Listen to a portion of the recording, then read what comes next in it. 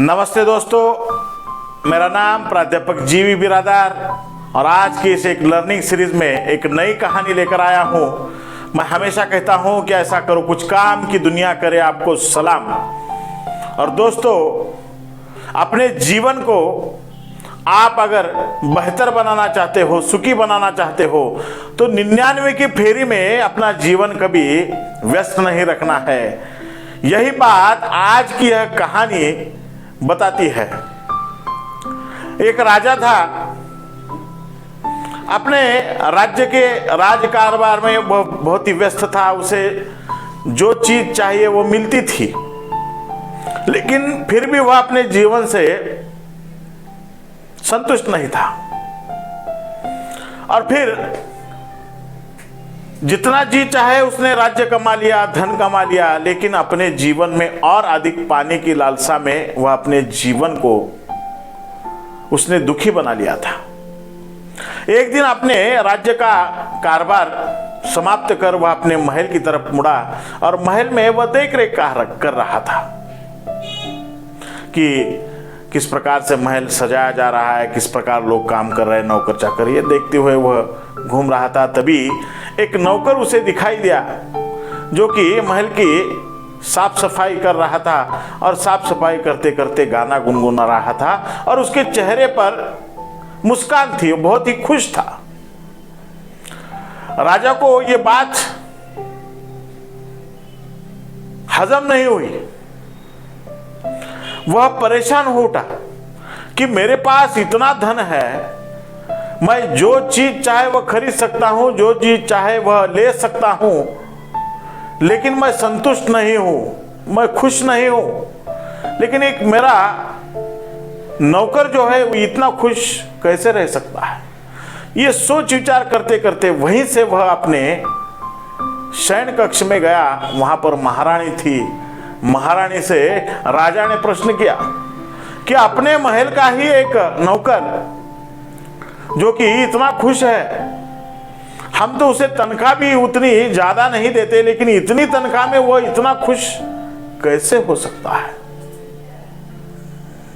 तभी रानी ने कहा कि राजा जी, वह 99 की फेरी में नहीं आया है। वह जब 99 की फेरी में आएगा तब वह अपने जीवन से संतुष्ट नहीं रह पाएगा। उसके जीवन से सुख और चैन जो है वह चला जाएगा। राजा कहते वो कैसे? आप एक काम कीजिए, अपने सैनिक के हाथों इसी नौकर के घर के बाहर एक पोटली में 100 सोने की मुद्राएं उसके घर के बाहर रखिए और उसमें से एक मुद्रा यानी 99 मुद्राएं वहां पर रखिए। उसी प्रकार से राजा एक पोटली में 99 सोने की मुद्राएं सैनिक को देते हैं और उस नौकर के घर के बाहर रखकर आने के लिए कहते हैं। सैनिक वहां पर रखकर आता है। सुबह जब उस नौकर की पत्नी दरवाजा खोलती है तो उसे वो पोटली दिखाई देती है। पोटली वो उठाती है और घर के अंदर अपने पति के पास लाती है। देखती है, खुशी का माहौल है घर में, खुश है पति पत्नी दोनों कि इतनी स्वर्ण मुद्राएं मिली। फिर वह नौकर गिनने लगता है, 1 2 3 4 5 6 7 8 99 तक आता है। 100 को कम है।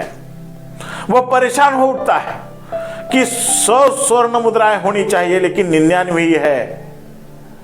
लाते वक्त कहां, रास्ते में तो नहीं गिरी।